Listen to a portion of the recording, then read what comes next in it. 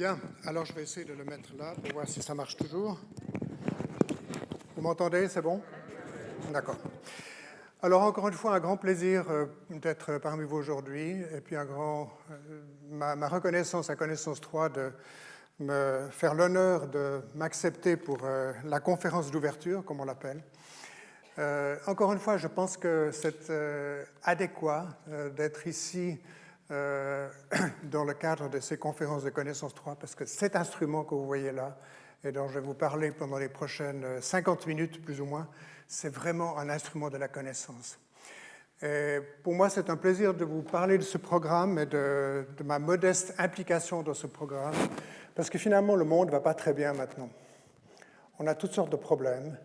Et je pense que pendant 50 minutes, tout à coup, s'orienter vers un programme absolument magnifique qui est lié à notre curiosité que nous avons sur les phénomènes physiques dans l'univers, les galaxies lointaines, les planètes, la formation des étoiles, la fin de vie des étoiles de notre galaxie. C'est des sujets qui sont fabuleux. Et je pense que c'est bien de s'orienter dans un domaine comme celui-ci, dans ce monde qui, encore une fois, ne va pas très bien. C'est un fait.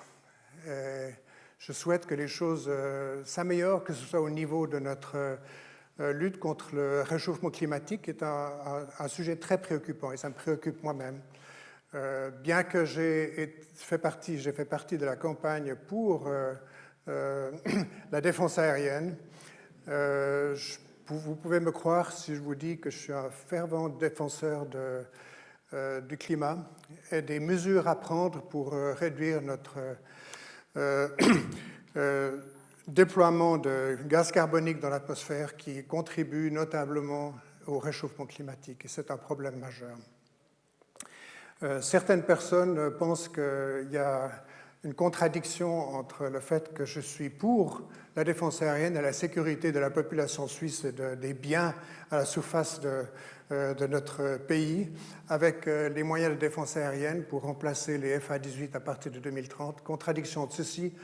Et puis, une attitude positive vis-à-vis des mesures à prendre pour protéger la planète Terre. Il n'y a pas de contradiction entre les deux, c'est deux sujets différents. La sécurité d'une part, et la santé et la protection de la planète Terre dans le futur. Voilà, c'était une petite parenthèse.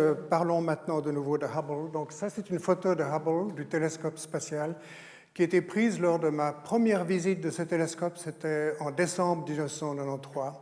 Et après avoir fait les travaux de réparation sur Hubble, tout spécialement, et j'en parlerai, une correction d'un défaut d'optique qui existait dans le télescope, on a largué le télescope à la fin de notre mission, on s'en est éloigné et on a pris cette photo magnifique qui montre ce magnifique, ce splendide instrument en orbite autour de la Terre depuis avril 1990, mais qui est devenu véritablement productif à partir du moment où on a fait cette visite en décembre 1993, 3 ans et demi après son installation en orbite, pour effectuer une correction d'optique qui était nécessaire et changer les panneaux solaires également. Je peux vous dire que quand je vois cette image, pour moi, c'est une bouffée de souvenirs absolument splendide.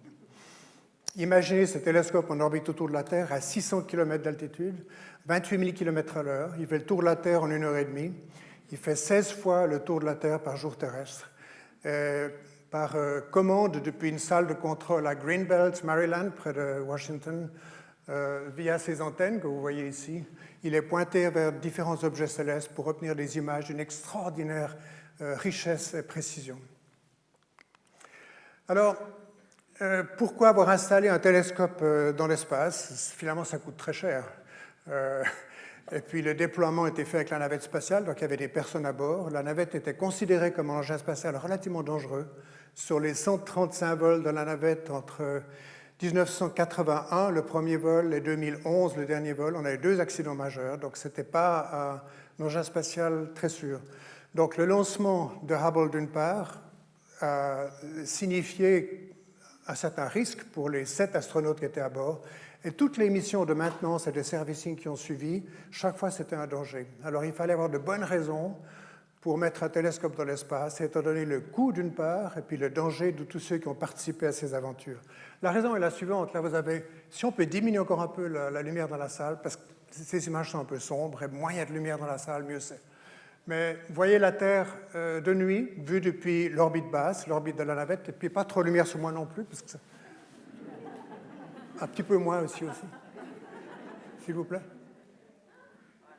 Voilà, c'est parfait. Voilà, c'est bien mieux maintenant. Vous voyez la Terre de nuit, on voit les lumières des villes, et puis on voit, il y a des nuages, et puis il y a une fine couche qui est la couche atmosphérique. Et toutes les observations et études des objets célestes faites depuis la Terre, par définition, les objets sont observés à travers l'atmosphère terrestre. Et l'atmosphère contribue à réduire la précision, la finesse et la beauté aussi, dans une certaine mesure, des images prises depuis le sol. Alors c'est la raison pour laquelle les télescopes spatiaux permettent d'avoir ce qu'on appelle une résolution, je définirai ce terme un peu mieux dans un instant, bien meilleure que les images et les résultats obtenus depuis la surface terrestre. Alors, il y a une autre raison, et là je vais être un tout petit peu technique, excusez-moi, mais je reviendrai à des sujets moins techniques après. C'est l'absorption du rayonnement électromagnétique par l'atmosphère terrestre. Si vous avez ici les longueurs d'onde, là vous avez le domaine du visible, c'est à peu près 0,5 microns de longueur d'onde. Les ondes radio, les ondes ultraviolettes, infrarouges, visibles, rayons gamma, rayons X, c'est tout des ondes électromagnétiques. C'est le même phénomène, mais avec des différences de longueur d'onde. Et là, en fonction de la longueur d'onde, vous voyez le blocage dû à l'atmosphère. Pour les très courtes longueurs d'onde, c'est complètement bloqué, vous le voyez en plus gros ici, jusqu'à une fenêtre, si on peut dire, de la lumière visible. C'est depuis le violet jusqu'au rouge sombre. Ça, c'est le domaine des ondes visibles. Là, l'atmosphère est assez transparente. C'est la raison pour laquelle on peut voir la Lune, les étoiles, les planètes de nuit, parce que l'atmosphère est transparente dans ce domaine de longueur d'onde. Si vous allez vers les plus grandes longueurs d'onde, vers l'infrarouge, il y a un blocage partiel à cause de la vapeur d'eau et du gaz carbonique dans l'atmosphère. Après, il y a un blocage complet pour ce qu'on appelle l'infrarouge lointain, jusqu'aux ondes millimétriques et centimétriques, où on a de nouveau une fenêtre, qui est la fenêtre radio. Donc on peut faire depuis le sol de l'astronomie dans le domaine des ondes visibles, le jaune, plus ou moins vers les courtes et les longues longueurs d'onde. Et puis la fenêtre radio est une très grande fenêtre, on peut faire de la radioastronomie. Si on veut étudier les objets célestes dans le domaine des rayons X, des rayons gamma ou de l'infrarouge lointain, il faut aller dans l'espace. C'est la raison pour laquelle on a plusieurs télescopes qui permettent l'étude des objets célestes dans ces domaines de longueur d'onde. Il faut bien comprendre que pour comprendre les phénomènes physiques qui se déroulent dans les étoiles, les galaxies, les nébuleuses, les amas d'étoiles, on peut seulement connaître ces objets sur la base du rayonnement qu'ils nous envoient. Et plus on peut étendre le domaine de longueur d'onde, du rayonnement qui sont envoyés par ces objets, mieux on va comprendre ces objets. D'où l'idée d'aller dans l'espace. D'une part, on a des images d'une bien meilleure précision parce qu'on est en dehors de l'atmosphère. Et puis, on a la possibilité d'étudier ces objets qui rayonnent dans différents domaines de longueur d'onde. On peut les étudier dans des domaines de longueur d'onde qui sont bloqués par l'atmosphère terrestre. Alors, c'est clair qu'on fait de l'astronomie de très haute qualité depuis le sol, et on a des grands observatoires, et en particulier des observatoires au Chili. Pourquoi le Chili? Parce qu'il se révèle que les conditions climatiques au nord du Chili, dans le désert de l'Atacama, sont presque parfaites. Il n'y a pratiquement jamais de nuages dans cette région. Pratiquement toutes les nuits sont claires. Et vous avez ici le VLT, le Very Large Telescope, qui est une installation de l'ESO, European Southern Observatory, ou Observatoire européen austral. Et vous avez 4 télescopes avec des miroirs principaux qui ont des diamètres de 8,20 m et qui peuvent travailler de façon conjointe. Donc ça correspond à un télescope avec un miroir de 16 mètres de diamètre. Donc c'est un excellent ensemble de télescopes qui apportent des résultats qui sont extrêmement valables dans le domaine de l'astrophysique depuis à peu près une vingtaine d'années, et ça va continuer. Cette image est magnifique, vraiment magnifique. Vous voyez la Voie lactée, c'est évidemment une image qui est prise avec un grand champ. Vous avez les 4 télescopes de VLT, la Voie lactée, vous avez les 2 nuages de Magellan, vous avez la Lune ici et la lumière zodiacale. Après le coucher du soleil, si le ciel est vraiment clair, vous avez ce cône de lumière qui suit l'écliptique, qui est le chemin que suit le soleil parmi les étoiles au cours de l'année. Cette image est splendide. Et encore une fois, on a des très très bons résultats depuis la Terre avec des télescopes situés sur la surface de notre planète. Vous avez ici un de ces 4 télescopes de VLT, donc miroir de 8,20 m de diamètre. Excellent instrument, mais encore une fois, on est un peu limité à cause de la turbulence atmosphérique. Et puis il y a un très grand télescope qui est en construction, également un télescope de l'ESO, European Southern Observatory. Et la Suisse est un des pays membres de l'Observatoire européen austral. Le siège est à Munich. Et on est en train de construire maintenant, ça a commencé il y a environ 2 ans, et ça devrait être terminé en 2024-2025, le ELT.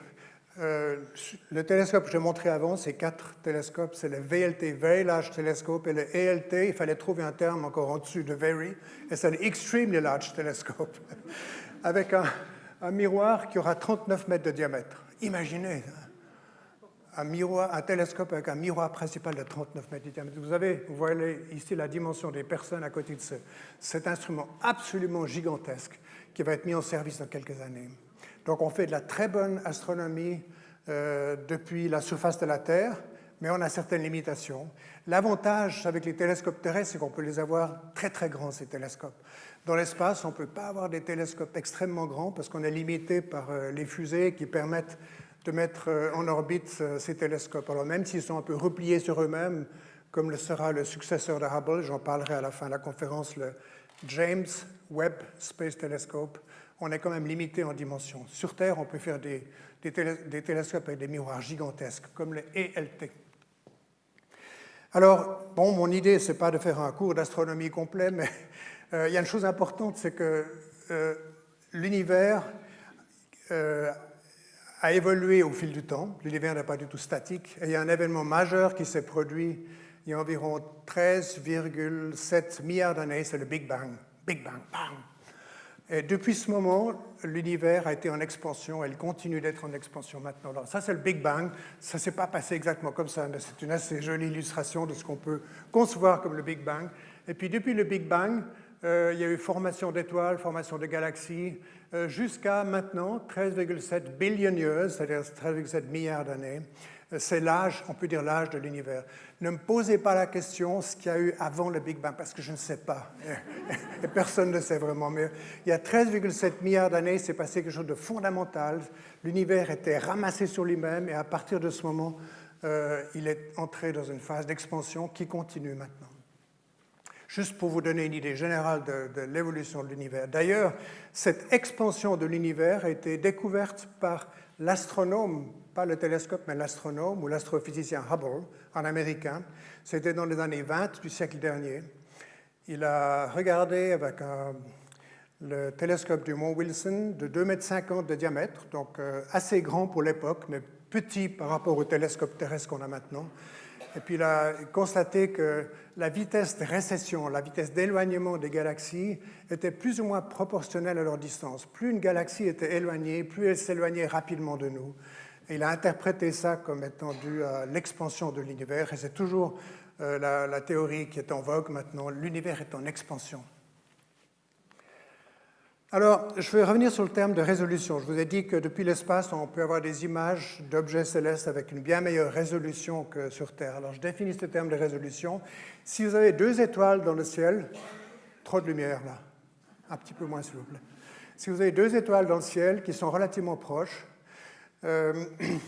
la résolution a la capacité de distinguer 2 étoiles dans le ciel, des objets quasiment ponctuels qui sont très proches l'un de l'autre. Alors ici, si vous avez 2 images d'étoiles, il se révèle qu'au foyer d'un télescope, vous avez l'image d'une étoile qui est un objet quasiment ponctuel.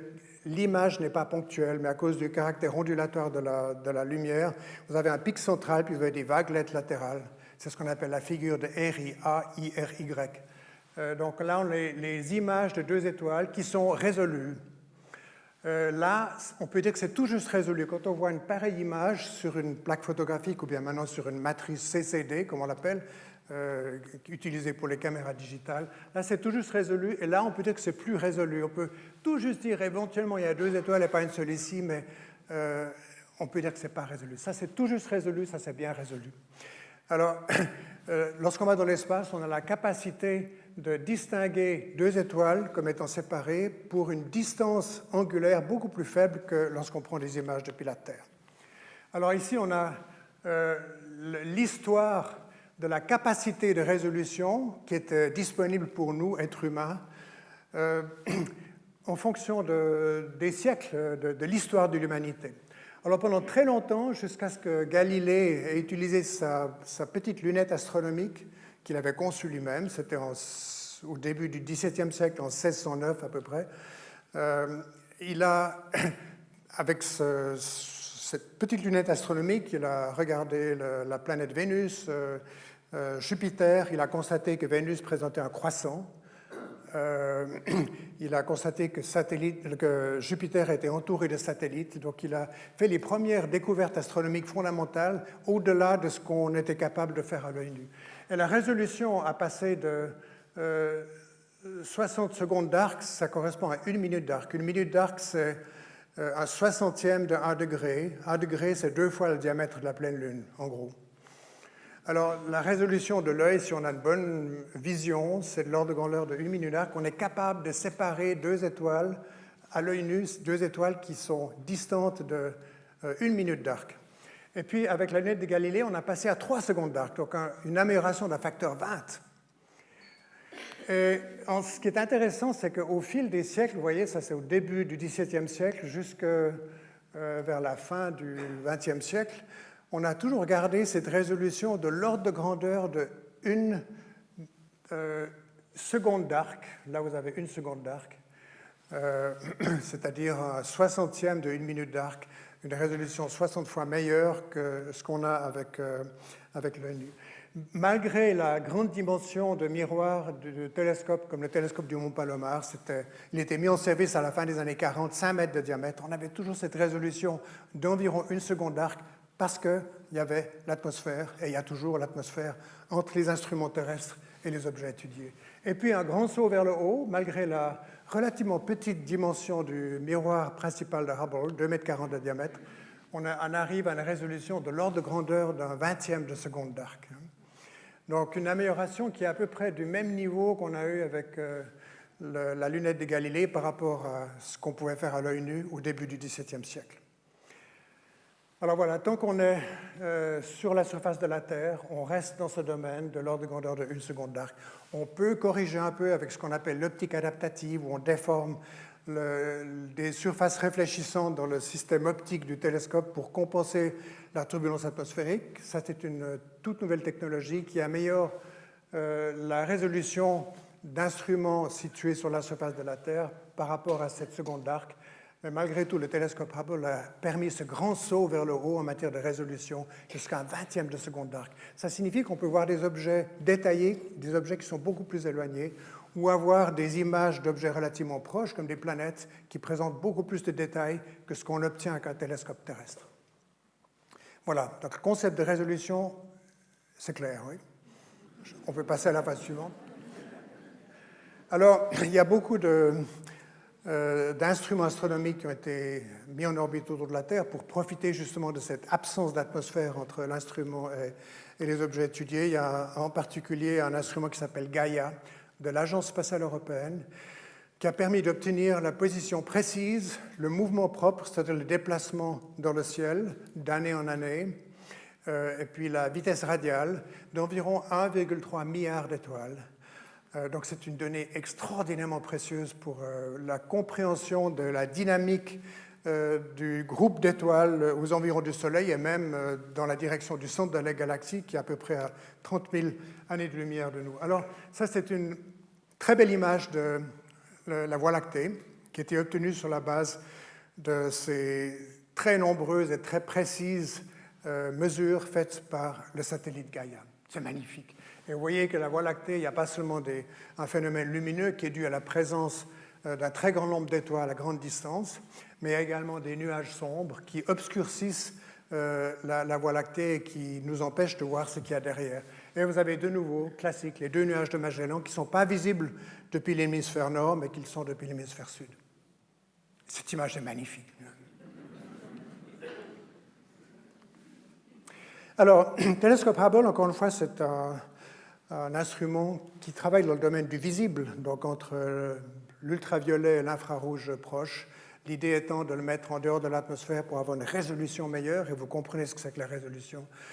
Programme de l'Agence spatiale européenne de la NASA, coopération entre les États-Unis et l'Europe. conçu dans les années 70 et construit dans les années 80, passamment retardé dans sa mise en orbite à la suite de l'accident de Challenger en 1986. Et voilà l'intérieur du télescope de Hubble, qui est en fait très semblable à la structure, en tout cas du point de vue optique, d'un instrument, d'un télescope terrestre. Vous avez le miroir principal, le miroir secondaire. Il faut imaginer que le rayonnement vient dans ce cylindre depuis la gauche, frappe le miroir principal. Ensuite, le faisceau est transformé en un faisceau convergent vers le miroir secondaire. Encore une réflexion du faisceau qui va passer à travers un trou dans le miroir principal. L'image est formée derrière le miroir principal, étudiée par différents instruments qui sont des caméras ou des spectromètres ou des photomètres. Alors en plus, on a des antennes, j'en ai déjà parlé, pour communiquer le télescope et le commander vers différents objets célestes, différents filtres, différents instruments, et également pour transmettre les données scientifiques vers la Terre via des satellites relais en orbite géostationnaire à 36 000 km de nous. Donc c'est pas simple. Et vous avez en plus, bien sûr, des panneaux solaires pour transformer l'énergie des rayonnements du Soleil en énergie électrique, charger les batteries pendant le jour orbital, décharger les batteries pour alimenter les systèmes pendant la nuit orbitale. Donc on fait le tour de la Terre en 1h30, on a de l'ordre de grandeur de 1 heure de jour, on est au Soleil, puis une demi-heure de nuit quand on passe dans le cône d'ombre de la Terre. Il y a des instruments scientifiques qui exploitent l'image qui est formée au foyer, comme je l'ai dit, derrière le miroir principal. Et vous avez en plus des instruments en position dite radiale qui sont installés perpendiculairement à l'axe optique du télescope avec un miroir à 45 degrés pour obtenir les données de rayonnement dans ces instruments en position dite radiale. Ça, c'est des instruments en position axiale. Ça, c'est en position radiale. D'accord. Donc, vous savez à peu près tout ce qu'il faut savoir sur le télescope Hubble maintenant. Là, on a encore une image du cheminement optique. Vous avez le rayonnement parallèle qui arrive depuis l'étoile ou l'objet étudié en dehors du champ à gauche. Miroir principal, faisceau convergent, miroir secondaire, autre faisceau convergent. L'image est formée ici. Instrument en position axiale, Space Telescope, Infrared Spectrometer, le Cosmic Origin Spectrograph, Advanced Camera for Surveys, Near Infrared Camera, and Multi-Object Spectrometer. Ce sont différents instruments scientifiques placés au foyer axial du télescope. Et puis vous avez des instruments en position radiale, Fine Guidance Sensor et Wide Field Camera. Et puis vous avez Equipment Bays, différents composants du télescope qui sont accessibles lors de sorties extravéhiculaires lorsqu'on a fait ces visites de Hubble. Typiquement, l'ordinateur principal de Hubble qu'on a échangé en 1999, il était dans l'Avionic Bay No. 1 qu'il fallait ouvrir. Il fallait déconnecter l'ordinateur défectueux, le remplacer, de nouveau faire des connexions. Donc, il y avait cette capacité d'intervention sur le télescope qui était conçue dès le départ. Hubble, c'est compris maintenant. Alors, le miroir principal a été taillé par la firme Perkin-Elmer. L'équipe contractuelle principale pour le télescope, c'était Lockheed Martin. En fait, c'est les mêmes qui construisent les F-35, en fait, qu'on achètera peut-être, ça je ne sais pas, pour la défense aérienne à partir de 2030, ça c'est à voir encore. Lockheed Martin, ils ont taillé le miroir principal de Hubble, 2,40 m de diamètre, donc pas très grand par rapport au VLT ou ELT. Mais l'idée était d'avoir ce télescope dans l'espace, donc avec une très bonne résolution malgré la petitesse du miroir. Et en fait, malheureusement, ils ont placé de façon erronée la référence pour la taille du miroir. Donc, sans s'en rendre compte, il y avait une petite erreur de taille du miroir. En fait, le miroir est évidemment concave, puisqu'il doit transformer un faisceau parallèle en un faisceau convergent. Mais il est un tout petit peu trop plat, de 2 microns, c'est 2 millièmes de millimètre, à la périphérie d'un disque de 2,40 m de diamètre. Donc, mécaniquement, une erreur complètement négligeable, mais optiquement inacceptable. Parce que 2 microns, c'est 4 fois la longueur d'onde. La longueur d'onde, c'est 0,5 microns pour la couleur jaune. Et on doit avoir une précision qui est bien meilleure que la longueur d'onde elle-même. Donc, on était largement en dehors. Mais on ne s'en est pas rendu compte. En fait, le télescope a souffert, avant la correction qu'on a apportée en 1993, de l'aberration de sphéricité. Ça, vous avez une lentille parfaite, ça peut être un miroir également, où tous les rayons, qu'ils soient loin du centre de la lentille ou près du centre de la lentille, ils viennent converger au même endroit. si vous avez de l'aberration de sphéricité, les rayons extérieurs ont le foyer qui est formé ici, les rayons intérieurs formés à un autre endroit. Donc il n'y aura aucun emplacement ici où vous allez placer votre matrice de Charge Coupled Device où vous aurez une image nette. C'était ça le problème avec les miroirs principaux de Hubble. Malheureusement, non détectés avant la mise en orbite du télescope. Alors là, je vais montrer une petite vidéo assez courte. C'est le départ de la navette spatiale Discovery le 24 avril 1990 avec, dans la soute de la navette et remplissant la totalité de la soute, le télescope Hubble. Et 7 personnes à bord de la cabine ici, en dessus de la soute, départ de Kennedy Space Center en Floride pour la mise en orbite de Hubble. Allumage des moteurs à hydrogène.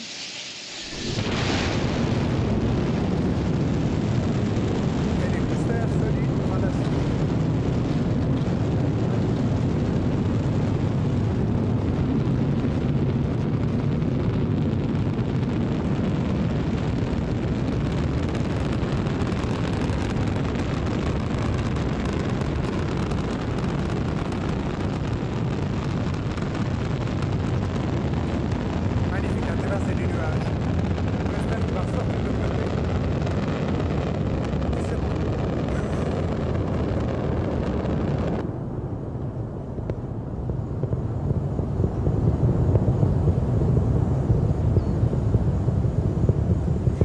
Impressionné quand je vois cette image du lancement de Hubble, parce que pensez à cet instrument qui est capable de pointer des objets avec une précision de 7 millièmes de seconde d'arc et qui est dans cet environnement où il y a d'énormes vibrations et des secousses.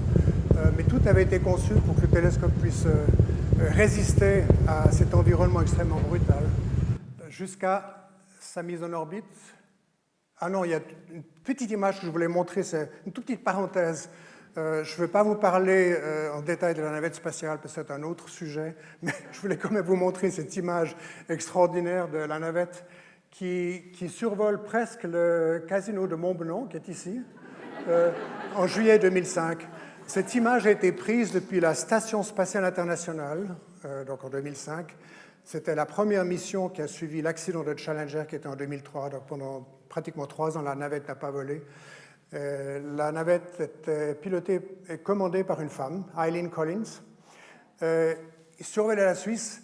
Et la photo a été prise depuis la Station spatiale internationale, environ une demi-heure avant l'arrimage de la navette avec la station spatiale. Et puis on voit très très bien il y a le bout du lac de Neuchâtel avec Yverdon, on voit le lac de Joux et on voit le casino de Montbenon ici. Cette image est extraordinaire. Et imaginez, la navette se déplace à 28 000 km/h, la station spatiale également. Donc c'est un environnement qui est tellement différent de ce qu'on a l'habitude de vivre ici sur Terre. Et on traversait la Suisse en 30 secondes. C'était Genève à Romanshorn en 30 secondes, ce qui est beaucoup mieux que le CFF. Allez, on revient sur Hubble. C'était une petite parenthèse, mais je pensais que ça valait la peine. Alors, environ 2 jours après le lancement que vous avez vu avant, la navette est en train de déployer le télescope Hubble dans son environnement naturel, qui est une orbite à 28 degrés d'inclinaison par rapport à l'équateur et 600 km d'altitude. C'est une très belle image qui faisait partie d'un film IMAX qui a été pris pour ce déploiement de Hubble en avril 1990. Vous voyez la soute de la navette, la caméra était située à l'arrière de la soute. Ici, on voit la cloison frontale de la soute avec les 2 fenêtres qui permettent à l'équipage de voir ce qui se passe dans la soute et de commander le bras robotique, lequel bras robotique vient de larguer le télescope Hubble. Et Hubble est très très grand, c'est à peu près 16 mètres de haut, c'est pratiquement la hauteur de cette salle. 5 mètres de diamètre au bas et puis 16 mètres de haut. Les panneaux solaires ont été déployés après la sortie de la soute. Ils étaient repliés contre le télescope dans la soute. Après la sortie de la soute, ils ont été déployés et déroulés, orientés vers le Soleil pour charger les batteries de bord de Hubble. On attendait des résultats fantastiques de Hubble. On ne savait pas encore qu'il y avait ce défaut de taille des miroirs principaux. Alors voilà, mauvaise nouvelle. Ce qu'on attendait, ça c'est l'image d'une étoile au foyer du télescope. Ça, c'est ce qu'on attendait, une image quasiment ponctuelle. Et puis l'image était totalement étendue et était véritablement désastreuse et signifiait que l'instrument n'allait pas pouvoir être utilisé pour faire de la science valable sans une correction majeure du défaut de taille du miroir principal. Ce qu'on attendait et ce qu'on avait. Alors évidemment, c'était une catastrophe. Je peux vous dire que la NASA a passé des mauvais moments. D'une part, le Congrès américain, le télescope, son développement avait coûté de l'ordre de 2 milliards de dollars. Il y a eu de très fortes irritations au niveau du Congrès. Et puis, c'était évidemment un rêve pour les dessinateurs de dessins humoristiques dans la presse écrite. On a vu ce type de dessin.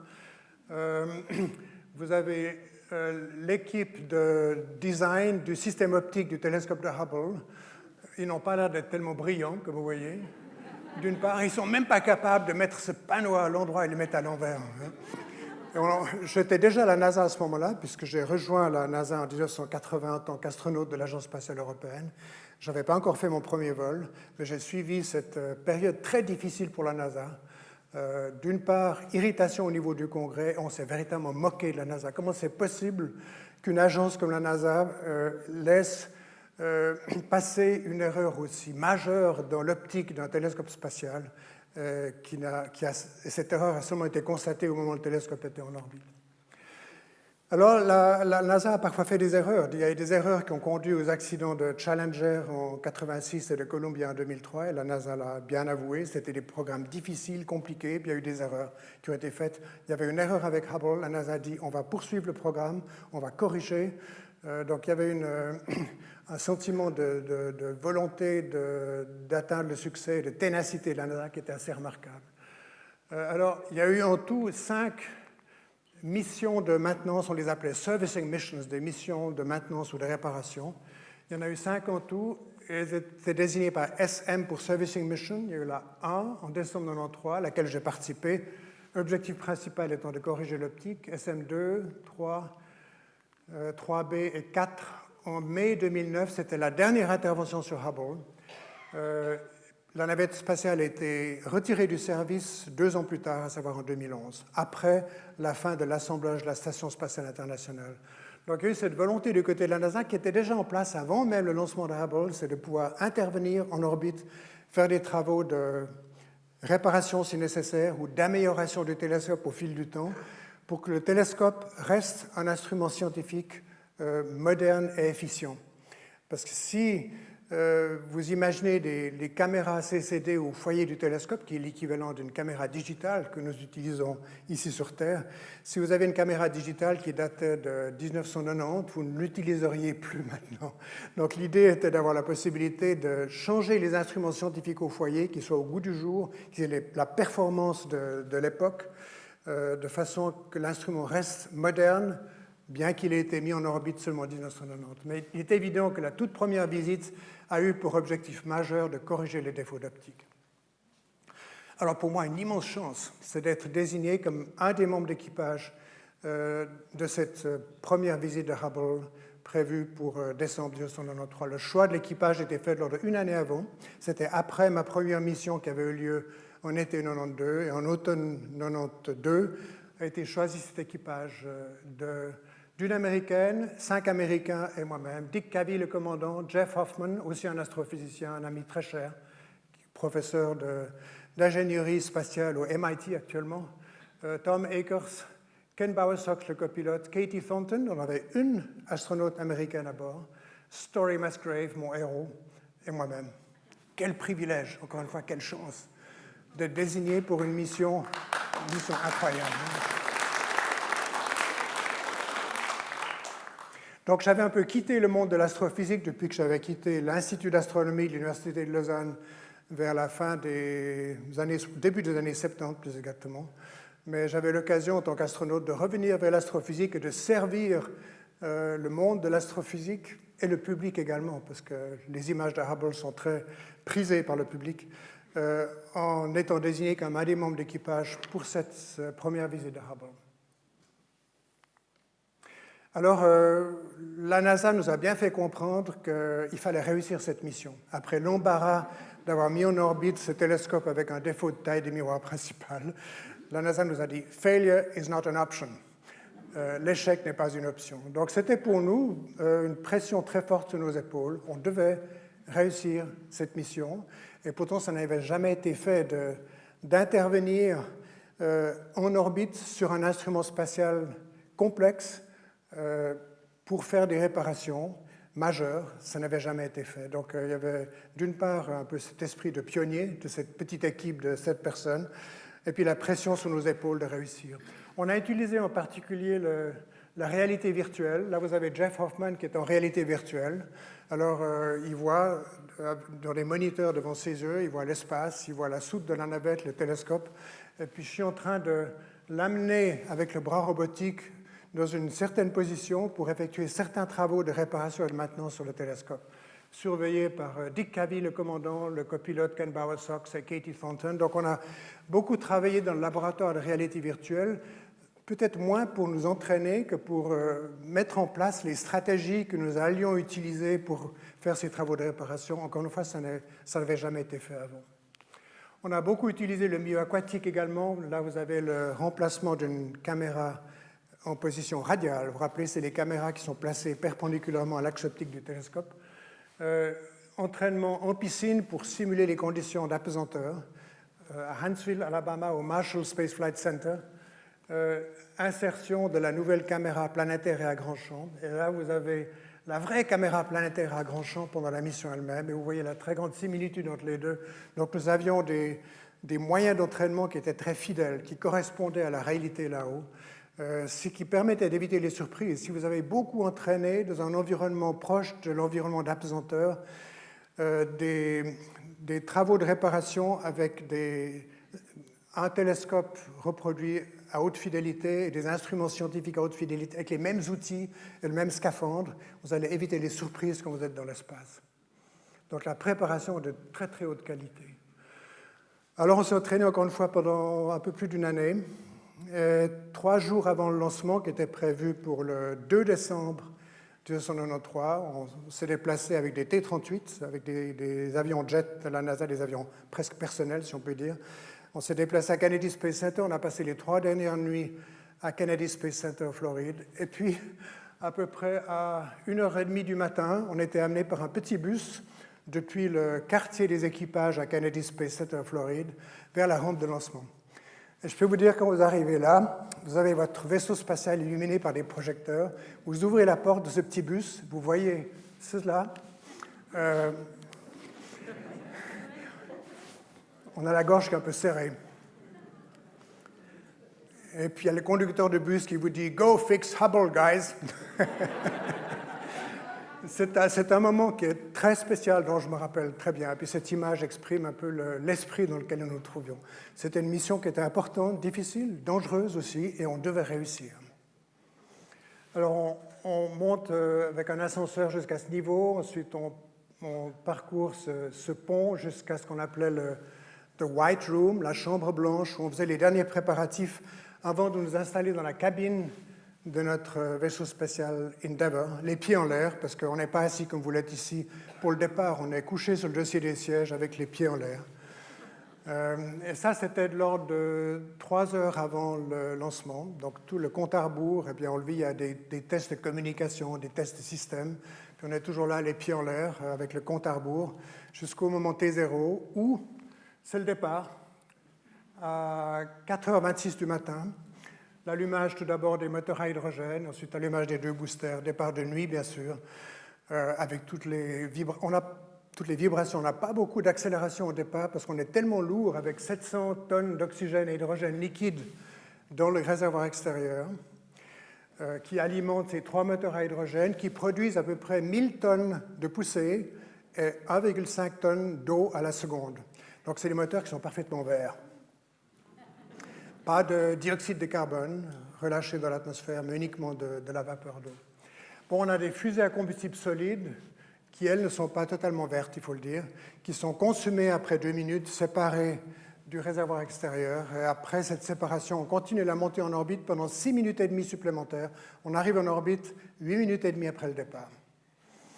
Et je me rappelle, lors de cette montée, il y a des flashs de souvenirs qui me reviennent en tête. On a eu le premier lever de soleil de notre mission pendant la montée à 15 fois la vitesse du son sur le dos, en dessous de l'Atlantique.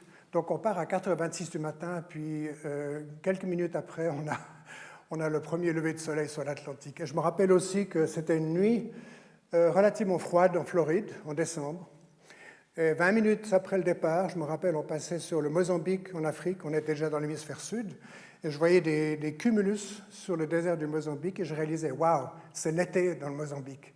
Donc vous quittez le sol de la Floride par une nuit froide d'hiver, et 20 minutes plus tard, vous êtes sur l'Afrique, et vous êtes en dessus de régions où c'est l'été. Fantastique. Hein? Absolument inoubliable comme expérience. Alors, on avait 48 heures pour faire le rendez-vous avec Hubble. C'est clair qu'on était parti à l'heure pour nous mettre sur une orbite qui était dans le plan de l'orbite de la cible, de façon à avoir un rendez-vous avec Hubble qui allait se faire à 2 dimensions, si on peut dire. Pas à 3 dimensions, mais à 2 dimensions, dans un seul plan. 48 heures après le départ, ou un peu moins de 48 heures après le départ, on était à proximité de Hubble, on faisait du vol en formation. Vous voyez les panneaux solaires qui sont un peu voilés, mais c'était attendu, parce que c'est des panneaux solaires souples qui n'étaient pas absolument plans, mais légèrement voilés. Imaginez, on est à 28 000 km/h en vol en formation avec le télescope, qui lui est à 28 000 km/h aussi. Et l'idée était pour le commandant de la navette de se placer dans une position relative par rapport à Hubble, qui allait permettre la capture du télescope. C'était un de mes rôles, j'étais l'opérateur du bras robotique. Capture du télescope et l'installation dans la soute sur une plateforme à l'arrière de la soute.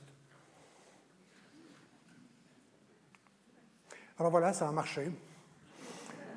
Et on ne l'avait pas trouvé par hasard, vous pouvez bien vous imaginer, le télescope. C'était évidemment une série de manœuvres qui avaient été bien programmées, d'ailleurs dont beaucoup étaient calculées à bord. On avait cette autonomie de calculer, de gérer toute la phase finale du rendez-vous. Donc j'avais accroché avec le bras robotique le télescope, ça c'était le point d'accrochage, installé sur une plateforme à l'arrière de la soute de la navette. Et on était prêt pour les soins intensifs de Hubble. Mais encore une fois, il faut vous imaginer la taille de ce télescope. C'est pratiquement la hauteur de cette salle.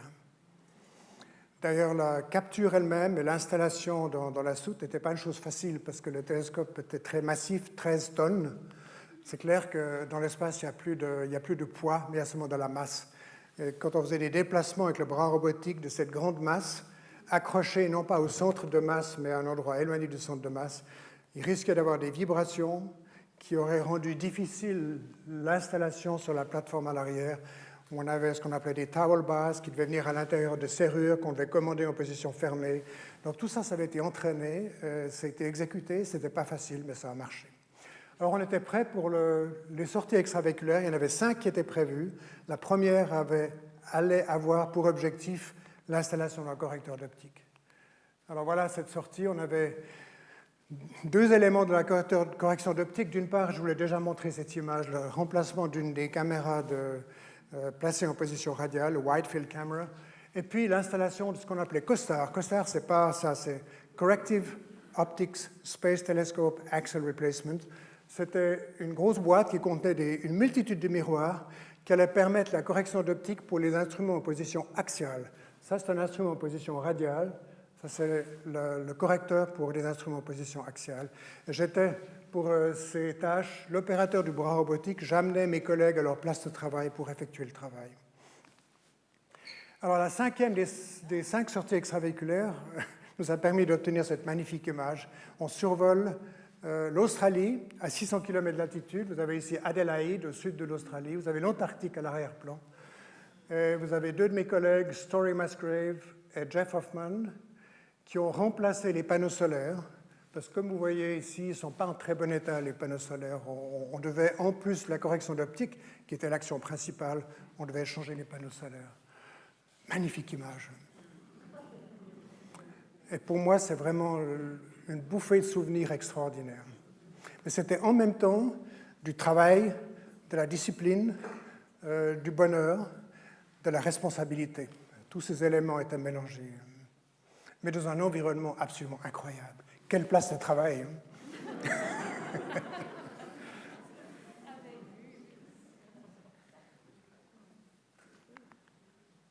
Alors, on a fait ces 5 sorties extravéhiculaires, tout avait bien marché, on était vraiment contents. Donc, on a pris cette photo. C'était moi qui étais responsable de la photo, j'ai encore mon bras vers le déclencheur. c'est tout l'équipage à l'arrière de la cabine de la navette. Là, vous avez ces deux fenêtres qu'on a déjà vues lors du déploiement de Hubble, les fenêtres arrière du cockpit, sur la cloison frontale de la soute de la navette. Vous avez le télescope avec les nouveaux panneaux solaires, vous voyez, qui se présentent bien mieux que les anciens, toujours accrochés à nous. C'était avant le déploiement du télescope. Je peux vous dire qu'on était contents parce que, contre toute attente, je dirais, tout avait bien marché. On a eu pas mal de difficultés.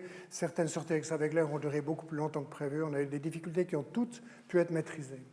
Mais ce qu'on ne savait pas encore, c'est si la correction d'optique était satisfaisante ou pas, parce qu'on ne pouvait pas pointer des étoiles avec le télescope fixé à nous. Il fallait d'abord le déployer. Et tout ça, ça allait être fait par...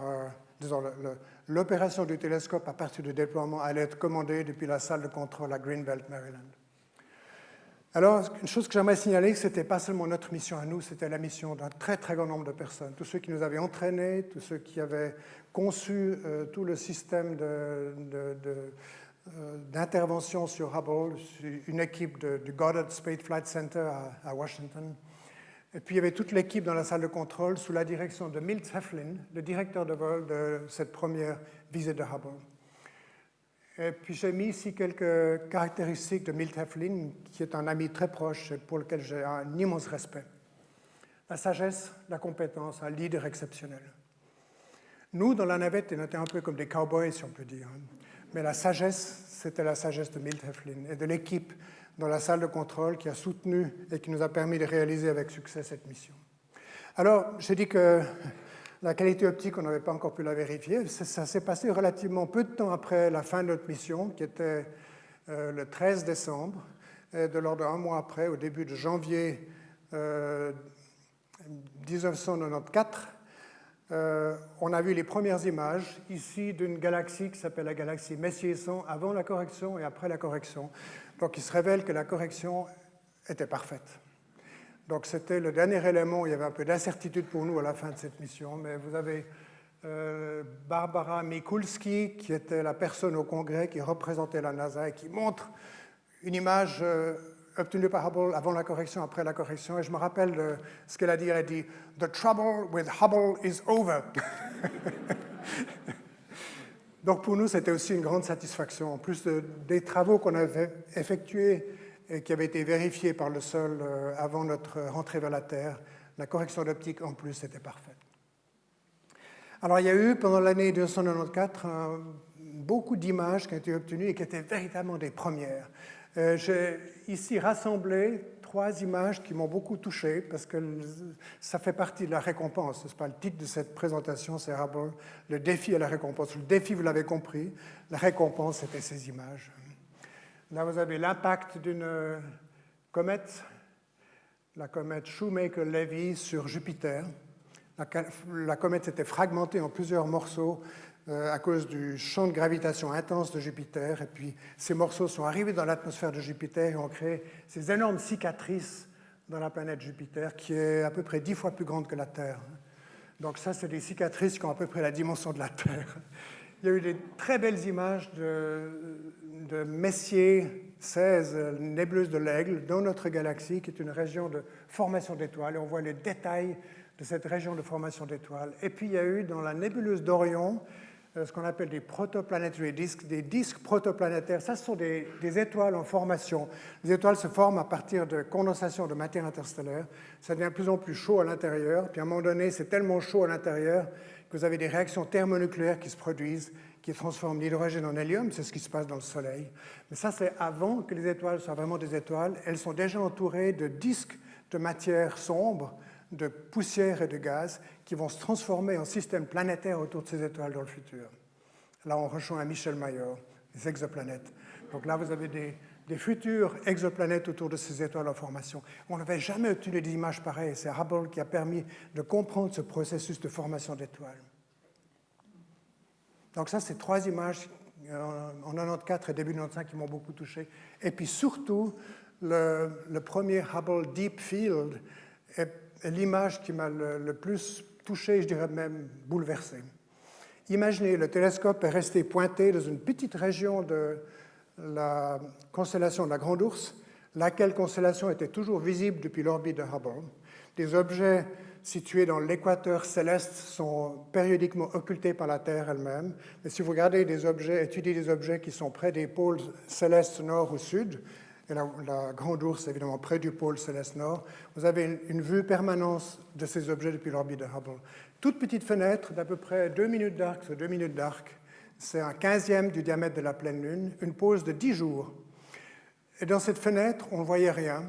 Et après 10 jours, on a vu des centaines et des centaines de galaxies. Dans cette prise de vue qui a un peu la forme d'un L, avec un petit carré qui a été rajouté ici, et ça c'est le premier Deep Field de Hubble, on voit des quantités et des quantités de galaxies dont les plus éloignées sont distantes d'à peu près 5-6 milliards d'années de lumière. Donc on voit ces objets tels qu'ils étaient il y a 5 à 6 milliards d'années dans le passé, qui ont en fait un temps plus grand encore que l'âge du système solaire, qui a un âge, comme vous le savez, d'à peu près 4,6 milliards d'années. Fabuleux. Je me rappelle que quand j'ai vu pour la première fois ce Deep Field, je me suis dit là, on a vraiment contribué à la connaissance de l'univers par le travers de notre mission, parce que c'est grâce évidemment à la correction d'optique qu'on pouvait avoir des images aussi fines. La plus grande des récompenses pour toute l'équipe de la première mission de maintenant. Ce n'est pas seulement les astronautes, mais beaucoup de personnes, y compris Milt Heflin, l'homme sage. Alors j'ai eu la chance d'être redésigné pour une nouvelle visite de Hubble.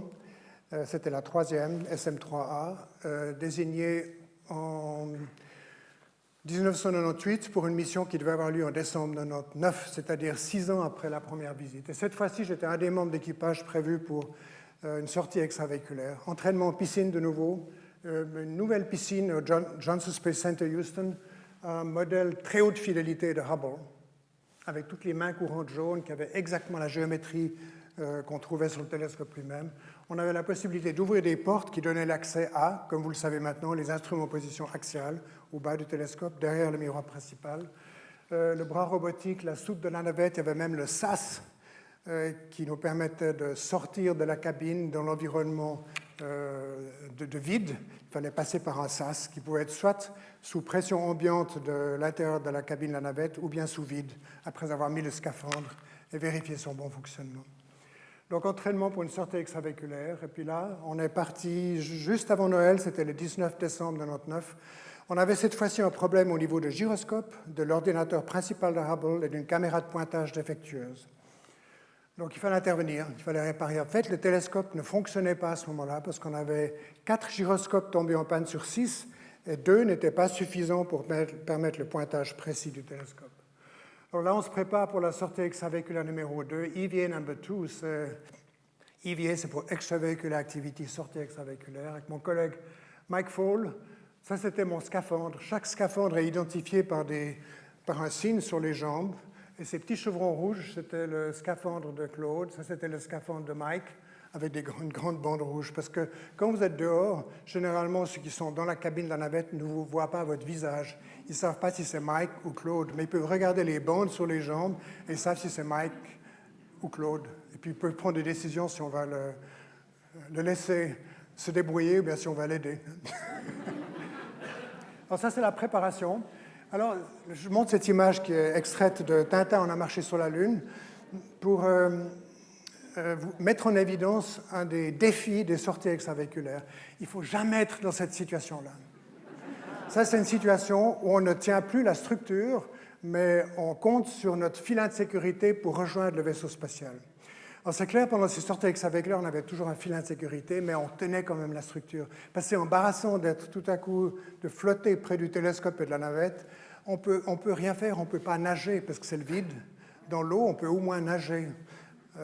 Mais là, c'est le vide, on ne peut rien faire. On peut seulement prendre le filet de sécurité avec l'espoir qu'on l'a bien attaché. Puis si on ne l'a pas bien attaché, ce n'est pas un bon jour. Et puis on peut revenir dans le vaisseau spatial. Donc ça, c'est à éviter à tout prix. Ce que font le capitaine Haddock et Tintin, là, c'est un no-no. Alors voilà, on s'est mis au travail pour la deuxième sortie extravéhiculaire. La première sortie était effectuée par 2 de mes collègues pour remplacer les gyroscopes. Et la deuxième, Mike Fall et moi-même, on devait échanger la caméra de pointage Fine Guidance Sensor Number 2 et puis l'ordinateur principal d'Hubble. Je suis là au bout du bras robotique, en train d'insérer la nouvelle caméra de pointage. Ça, c'est l'ancienne qui ne fonctionnait plus, que j'avais mise sur le côté du fuselage en position temporaire avant de le mettre dans un coffret thermostabilisé pour le ramener vers la Terre. Et puis un peu plus tard, on a échangé dans une des baies d'avionique. Vous vous rappelez le schéma de Hubble, on voit le système optique et puis des baies d'avionique à l'extérieur. Dans le Avionic Bay No. 1, il y avait l'ordinateur principal du télescope qu'on devait échanger. Alors je suis là, vous reconnaissez les chevrons ici, mon filet de sécurité est attaché, mais je me tiens sur le bord de la porte. Et je me rappelle que pendant à peu près au moment où la photo a été prise, j'ai lâché la porte. C'est pas grave si vous lâchez la porte là. Je voulais vivre un moment l'idée de voler en formation avec Hubble à 28 000 km/h, sans être rattaché à lui. Ça va, si vous vous lâchez tranquillement, mais il ne faut jamais se pousser et lâcher, parce que là, vous partez sur une autre orbite, et c'est seulement les filets de sécurité qui vous permettent de vous sauver. Donc ça, c'est à éviter. Alors voilà, on remplace l'ordinateur principal de Hubble. Bikefall est au bout du bras robotique sur une plateforme, position que j'occupais avant pour l'échange de la caméra de pointage. On a changé de position pendant la sortie, qui a duré 8 heures et 10 minutes, donc assez longue. Épuisante, mais réussie. Là, je suis dans la soute, c'était avant l'installation du nouvel ordinateur. Je suis dans mon scaphandre. J'ai un drapeau américain ici parce que les Suisses et Suissesses m'ont dit « Oui, mais pourquoi tu n'as pas un drapeau suisse ?» En fait, j'ai demandé un drapeau suisse, mais c'était trop tard, c'était lors de 2 mois avant la mission. Puis la NASA me dit « Claude, it's much too late now. We can't change anything now, we're too close to the mission. » Alors j'ai essayé, mais je n'ai pas réussi. C'était pas grave pour moi, mais ça a offensé un peu certains Suisses et Suissesses qui ont pensé que j'avais choisi le drapeau américain. J'étais très heureux de travailler avec des Américains, mais j'aurais voulu le drapeau suisse, mais je me suis annoncé trop tard. Ma faute. Un peu la faute de l'Agence spatiale européenne qui aurait dû s'en occuper. Alors vous voyez les projecteurs qui permettent de travailler pendant la nuit orbitale. On est resté 8 heures et 10 minutes dehors, donc on a fait 5 fois le tour de la Terre. C'était jour-nuit, jour-nuit, jour-nuit, et pendant la nuit orbitale, on continuait de travailler. On illuminait la place de travail avec ces projecteurs. Puis on avait toujours un avertissement, 1 minute before sunset, 1 minute avant le coucher du soleil. Et là, on allumait les projecteurs de façon à ce qu'on ne se trouve pas tout à coup dans un trou noir. Parce que le soleil se couche en 20 secondes à peu près. Donc c'est jour, jour, jour, jour, jour, jour. Puis 20 secondes après, c'est tout que la nuit. Alors on allumait les lumières avant pour qu'on ne soit pas devant un trou noir. Et vous voyez que là, j'ai les pieds dans la soute de la navette, la Terre était à l'envers au-dessus de moi. Quand je levais les yeux vers le haut, en guillemets, c'était le bas par rapport à la Terre, je voyais la Terre à l'envers au-dessus de moi. Quelle expérience, hein? Alors, le jour de Noël, on a séparé le télescope de la plateforme à l'arrière, donc on a dû ouvrir les serrures, saisir le télescope avec le bras robotique. Là, c'est une très belle photo qui a été prise juste avant le coucher du soleil.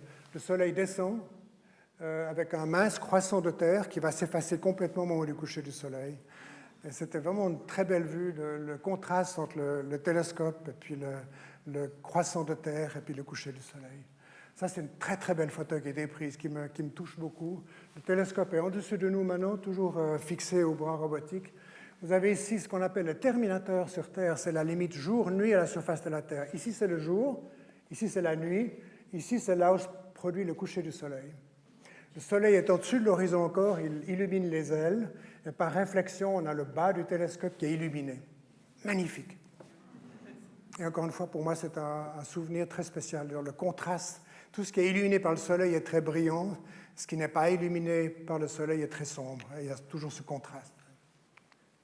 Alors, on a largué Hubble le jour de Noël, c'était le 25 décembre 1999. Belle photo, sur l'océan Pacifique. Le télescope a été restitué à son environnement naturel après ces travaux de réparation qui rendaient l'instrument de nouveau utilisable, alors qu'au moment où nous l'avons retrouvé quelques jours avant, il ne l'était pas. Alors, comme c'était le jour de Noël, on a fait cette photo de l'équipage. L'équipe seule avait mis des bonnets de Saint-Nicolas dans des tiroirs, puis ils nous ont dit « Guys, you find it, drawer 73, Charlie, you find a surprise ». Puis on a regardé dans ce tiroir, et puis on a vu des bonnets de Saint-Nicolas. Comme on était parti peu avant Noël, ils savaient qu'on allait passer Noël dans l'espace. Ils avaient prévu de nous équiper de bonnets de Saint-Nicolas. Très gentille attention. Alors, il y a eu une autre mission de maintenance qui a suivi, c'était en 2002, c'était la mission 3B. Et puis la toute dernière était la mission numéro 4, qui était en fait la 5e, mais il y avait 3 qui avaient été divisés en 3 et 3B. Et ça, c'est une image de Hubble qui a été prise à la fin de la toute dernière mission de visite de Hubble en 2009, donc il y a 11 ans.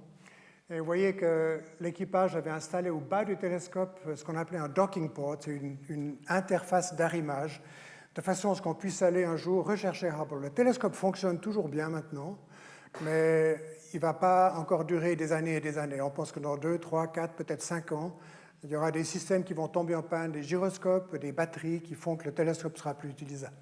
Mais à partir du moment où il sera plus utilisable, on va aller le rechercher pour le désorbiter de façon contrôlée dans l'océan Pacifique. Et pour ça, il faut une interface d'arrimage. Il y aura un robot qui va arriver, qui va s'accrocher à Hubble, qui va le désorbiter de façon contrôlée vers l'océan Pacifique.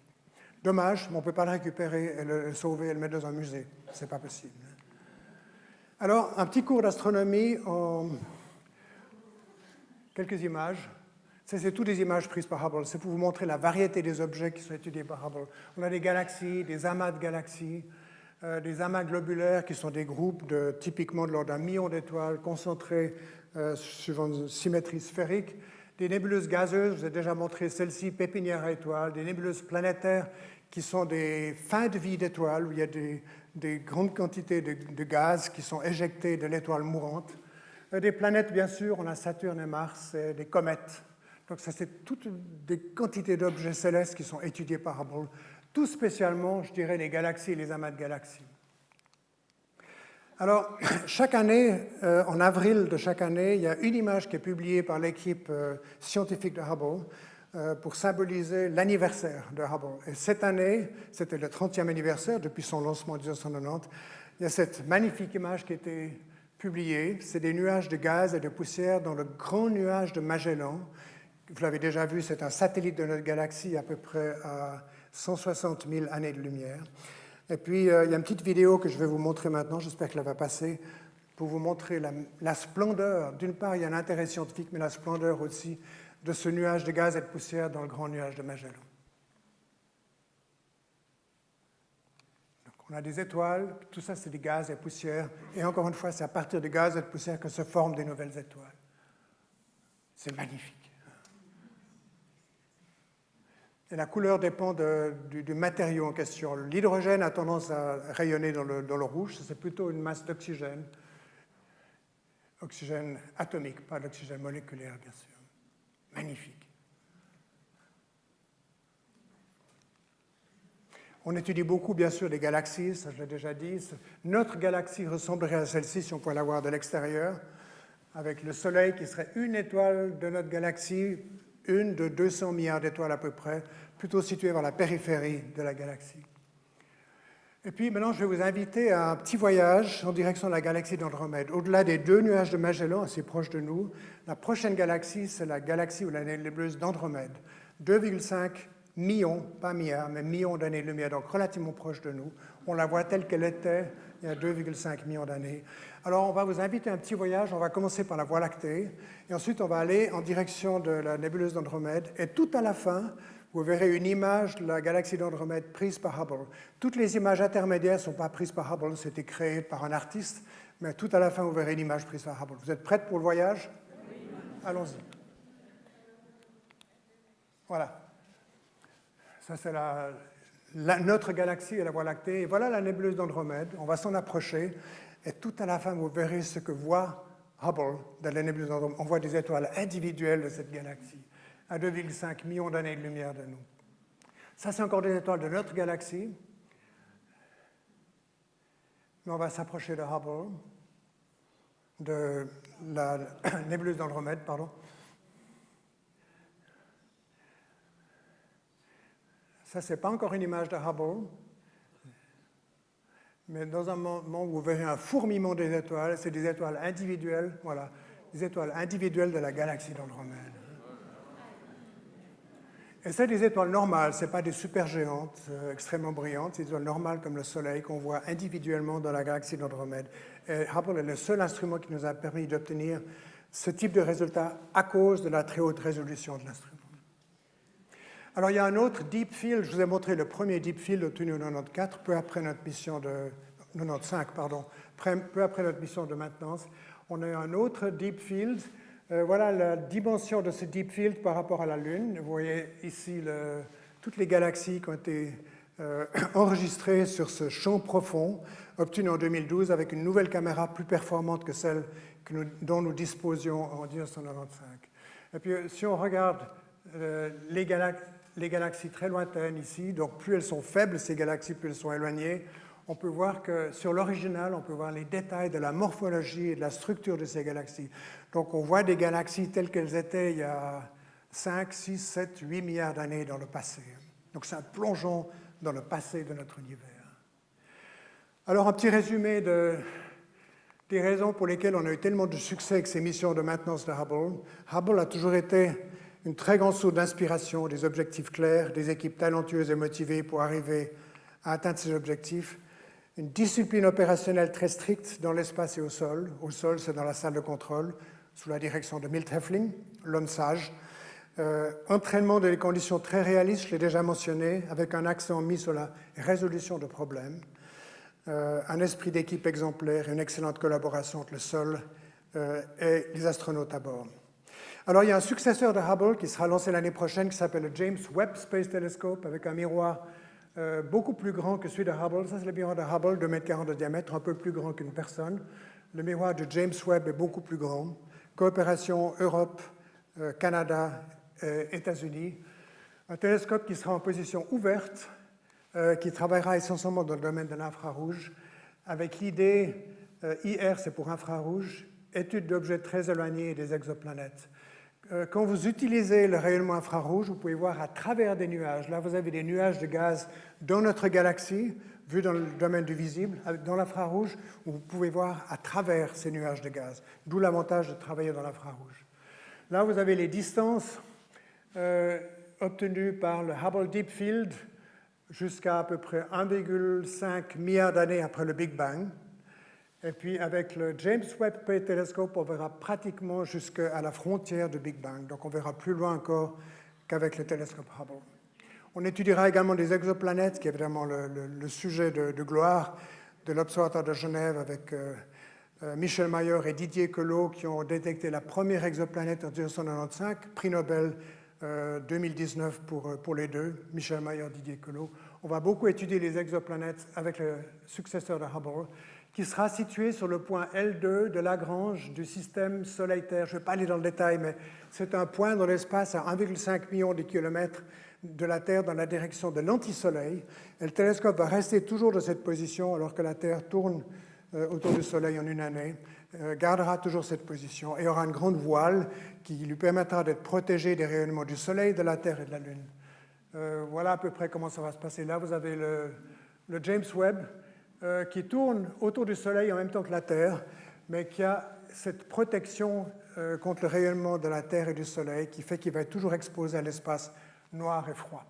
Voilà une phase de test de ce télescope qui est évidemment replié. Lorsqu'il arrivera dans l'espace, les parties gauche et droite, chaque fois ces deux miroirs seront ramenés en position pour compléter ce disque de 6,5 mètres de diamètre. Mais Hubble fonctionne toujours bien. Là, vous avez une des dernières images prises par Hubble, prise par l'équipage d'une mission de maintenance Hubble lors de la dernière visite en 2009. Et c'est une image assez touchante, en fait, parce que c'était, encore une fois, la dernière fois qu'on a vu Hubble pratiquement depuis l'espace. Le télescope fonctionne toujours bien, mais il est condamné. Encore une fois, d'ici quelques années, il cessera de fonctionner. Et il sera remplacé, donc, dès l'année prochaine par son successeur, le James Webb Space Telescope. Les trésors de Hubble, sous ces magnifiques images, vous pouvez les trouver sur le site www.hubblesites.org. Merci pour votre attention.